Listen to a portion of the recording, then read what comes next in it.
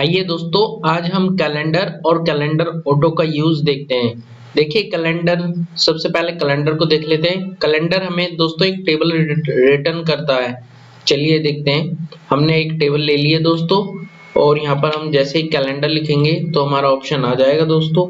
और यहाँ पर हम एक डेट लिखेंगे जो कि स्टार्ट डेट होगी हमारी दोस्तों, और उसमें हम देंगे 2020। ये पहले ईयर देंगे, फिर हम देंगे उसमें मंथ, फिर उसमें देंगे हम अपनी डेट। ठीक है, उसके बाद इसको हम करेंगे ब्रैकेट को बंद, फिर एक कॉमा लगाएंगे दोस्तों, फिर हम लिखेंगे यहाँ पे डेट, और उसके बाद हम यहाँ पर देंगे दोस्तों एंड डेट जो कि हमारी होगी 2020 कॉमा, और ये हमारी 01 कॉमा 20 तारीख, यानी कि 20 दिन। टोटल यहाँ पर हमने 20 वो लिए हैं दोस्तों। ठीक है, अब देखिए जैसे ही हम इसको रन करेंगे तो ये हमें एक सीक्वेंस में डेट दे देगा। देखिए यहाँ से 1 जनवरी 2020 से लेके 20 जनवरी 2020 तक इसने हमारी डेट जनरेट करके दे दी है, और वो भी टाइम के साथ। ठीक है, तो इस तरह हम कैलेंडर का यूज कर सकते हैं दोस्तों। चलिए अब कैलेंडर ऑटो का देखते हैं। इस सिंटैक्स को याद रखना दोस्तों अच्छे से। देखिए यहाँ पर हमारा कैलेंडर आया है, फिर हमने यहाँ पर डेट ली है, उसके बाद स्टार्टिंग डेट दी है, फिर उसके बाद कॉमा लगा के हमने फिर एक और डेट ली है जिसमें हमने अपनी एंड डेट दी है। तो इसी से हमारा जो कैलेंडर है, कैलेंडर की डेट है वो आएंगी। ठीक है दोस्तों, ये याद रखना आप। अब देखते हैं दोस्तों कि कैलेंडर ऑटो कैसे काम करता है। चलिए पहले हम इसका चार्ट दिखा देते हैं आपको। देखिए यहाँ पर कैलेंडर ऑटो के अंदर हमने कोई पैरामीटर नहीं दिया। देखिए हमारे पास 3 डेट हैं। पहली 1 जून 2014, दूसरी हमारी है 1 जुलाई 2015, और तीसरी हमारी है 1 फरवरी 2016, जिसमें 1 जून 2014 हमारी मिनिमम डेट है और 1 फरवरी 2016 हमारी मैक्सिमम डेट है। ठीक है, अब जब हम कोई पैरामीटर नहीं देते तो ये क्या करेगा, जो 2014 वाली जून की डेट है इसको लेगा और 1 जनवरी से स्टार्ट करेगा और 31 दिसंबर तक इसको डाटा देगा, मतलब डेट देगा, जो कि 365 दिन होंगे। उसी तरह ये 1 जनवरी से लेके 2015 से लेके 31/12/2015 तक का डेटा देगा, और 16 में भी ये सेम ऐसी करेगा, 1 जनवरी से 31 दिसंबर 2016 तक का डेटा देगा, जिसमें ये 365 डे देगा। इस तरह दोस्तों हमारे पास टोटल डे हो जाते हैं 1095 डे। ठीक है, चलिए अब इसके एग्जाम्पल पर देख लेते हैं। एग्जाम्पल पर हम इसका एग्जाम्पल कैसे देंगे दोस्तों, उसके लिए हमें एक मेजर बनाना पड़ेगा। नहीं दोस्तों, मेजर नहीं, क्योंकि ये कैलेंडर है तो ये टेबल रिटर्न करता है, हमें एक टेबल बनानी पड़ेगी। ठीक है, तो टेबल में हमने यहाँ पर अपना कैलेंडर लिख देना है दोस्तों। इसका थोड़ा सा मैं बड़ा कर देता हूँ ताकि आप देख सको। ठीक है, और इस टेबल में मैं आपको यहाँ पर कैलेंडर लिख देता हूँ। देखिए कैलेंडर ऑटो यहाँ से हम सेलेक्ट कर लेंगे, और इसके अंदर हम कोई पैरामीटर नहीं देंगे दोस्तों। ठीक है, और इसके बाद हम इसको ओके करेंगे। तो देखिए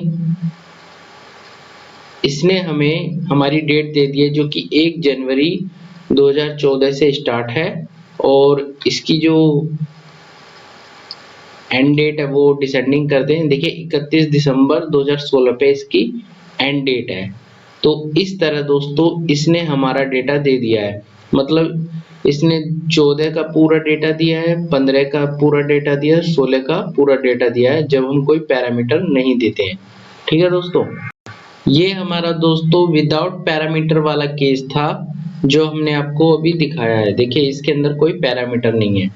ठीक है, अब दोस्तों विद पैरामीटर का केस देख लेते हैं। चलिए स्टार्ट करते हैं। सबसे पहले हम एक टेबल ले लेते हैं, क्योंकि कैलेंडर हमें एक टेबल रिटर्न करता है, और ये हमारी टेबल 2 होगी दोस्तों।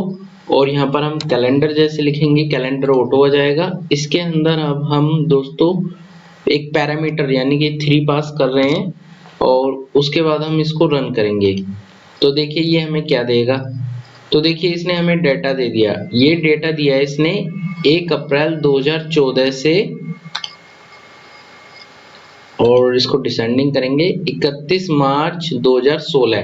चलिए देखते हैं इसको चार्ट में किस तरह से ये आया है। तो ये रहा हमारा पैरामीटर वाला चार्ट। देखिए दोस्तों, हमारी जो डेट थी 1 जून 2014 थी, ठीक है, और लास्ट डेट जो थी हमारी 1 फरवरी 2016, और हमने यहाँ पर पैरामीटर में दिया है 3, तो यानी कि इसने जनवरी, फरवरी और मार्च को स्किप कर दिया है, यानी कि अप्रैल से इसने ये स्टार्ट करेगा।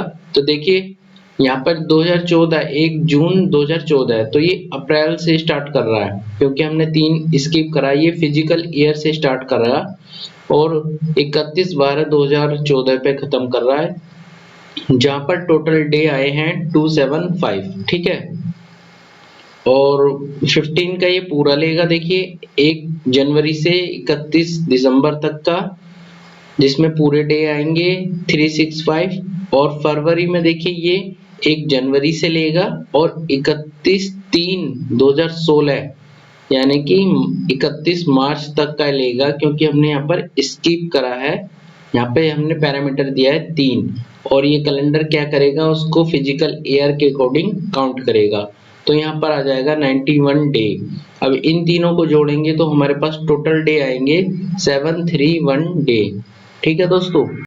अब देखिए दोस्तों, अगर हम अपने पैरामीटर में 7 यानी कि 7 देते हैं तो ये क्या करेगा, तो ये जो शुरू के 7 मंथ हैं उनको स्किप कर देगा और फिर हमारा डेटा देगा।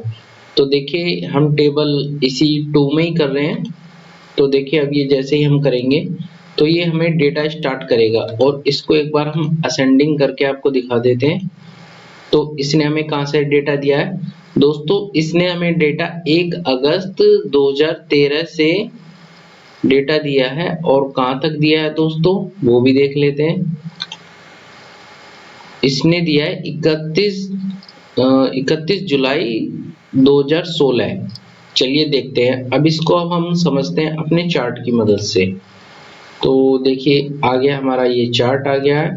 मान लीजिए हमने यहाँ पर कैलेंडर में 7 पैरामीटर दिया है, मतलब ठीक है, तो ये क्या करेगा, जो हमारी मिनिमम डेट है 1 जून 2014, अब यहाँ पर हमने 7 दिया है, तो ये तो जून को हटा देगा, ऐसा तो नहीं करेगा, तो ये इसके पीछे वाले ईयर में जाएगा, जहां से ये मतलब 2013 में जाएगा, और वहां के 7 महीने हटा देगा, तो 8वां महीना हो गया अगस्त। तो 1/8/2013 यानी कि 8 अगस्त से, मतलब 1 अगस्त से ये स्टार्ट करेगा और 31/12/2013 पर खत्म करेगा, ठीक है। उसके बाद फिर ये वाली डेट आएगी हमारे पास 14 वाली में क्या करेगा, इसका पूरा ईयर देगा ये हमें।